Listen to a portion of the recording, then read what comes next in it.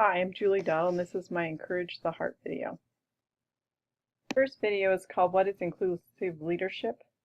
It's an interesting video that it was made, a company made it for their workers to kind of explain how they ran their leadership in their business. One of the first points it made was that instead of using a group of same like people, they would diversify the group, because if people with the same backgrounds and ideology come together, then they'll probably just agree on one thing instead of a lot of different ideas coming in. One other thing they stressed was that everyone is heard and included. It doesn't matter who it is or what the decision is. It was that everyone was going to be heard and included in collaboration. One of the cool slides at the end talked about that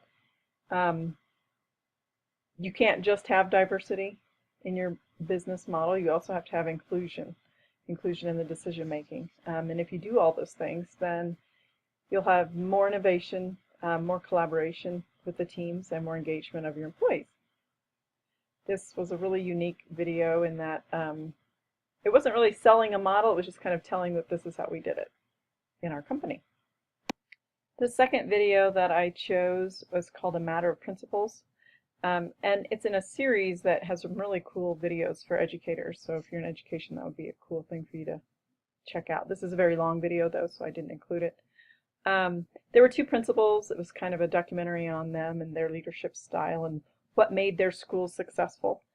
And it did have a lot of the same principles as inclusive leadership. One of the main things both of them talked about was building relationships with their staff, and building a relationship with the community at large, the parents of the kids that they were serving, and the kids all knew them, and you could tell that through the video.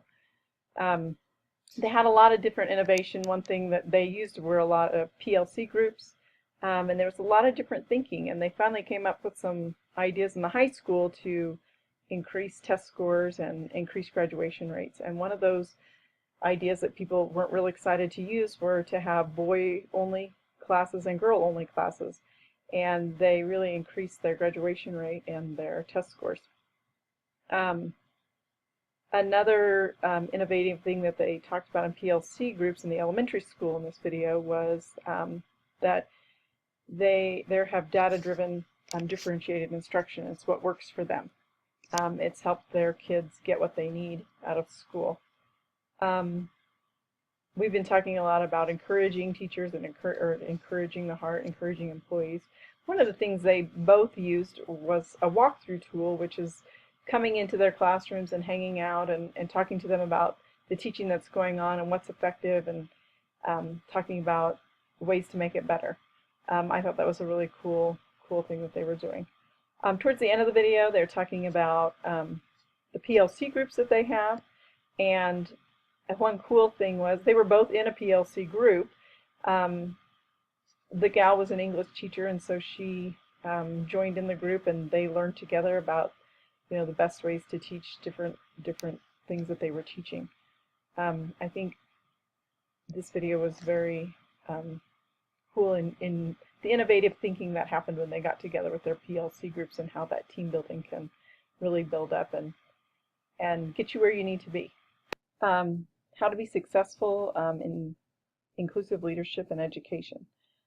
Posner and Coos had many good ideas that could be applied directly to education, even though they were probably made for the business world.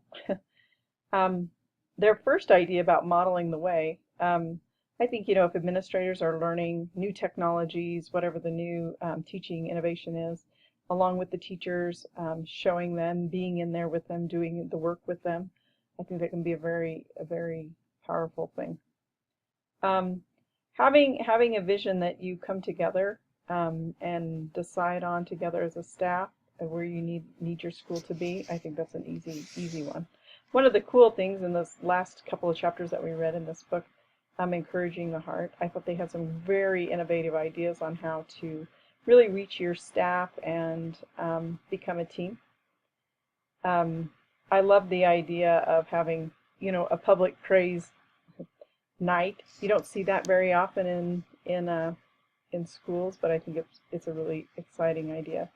And I think that if you look at schools, if they haven't built that social support network in the school, and it's not a fun place to be, then it's hard to be there. And I think morale is low. So if you can really recognize employees at their level and how they like it, how they like to be praised, then you're going to get what you need out of them. And building those relationships. I've had many different administrators, and they all led in different ways. But one thing that our district really wanted to do was the PLC and getting all that together and enabling us to be leaders. And I think that that's an important piece. I did some research on Michael Fullan, and his big thing was education, and he's a real leader in that. But one of the things that he talks about is leading the learning, and empowering each other to become an agent for change, which is what is the problem, what do we need to do to solve it, how do we figure out the steps to do that, and that our ideas are used. And I think that makes it a different place in a school now. It used to be you go in your room and you shut the door and you teach how you teach, and you teach the way you've always taught, and that's the way it was, and you didn't really talk to anybody who wasn't, unless you happened to see him in the hallway. And now that's not really how it is. We're going in each other's classrooms, we're checking out what everybody's doing, we're talking in PLC groups about data and figuring out the best ways to go in the direction that we need to go, and how to become better teachers.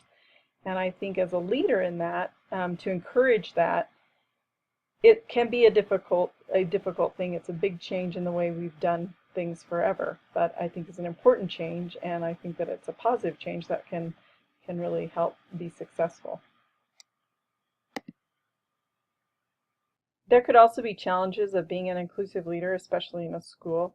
Buy-in to begin with. I think that teachers get in a way where they have always done it this way, and that's the way it should be done, and either they keep taking on new things that are coming, or they're real resistant to change. So being able to figure out a way to start doing that and making that your goal, and to be more inclusive in the decision making is might be a problem.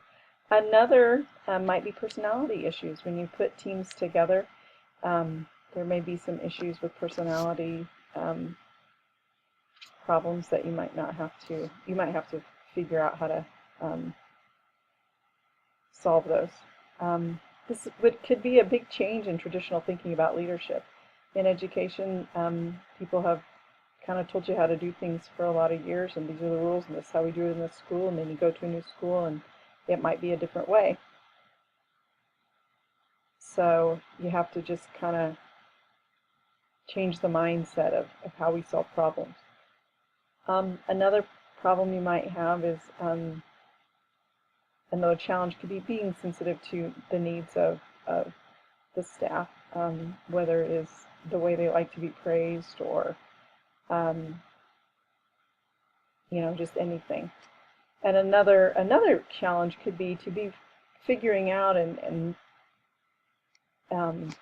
building a community with your staff, and being able to figure out how to get them together as a team. And this last page is my bibliography page. Thank you.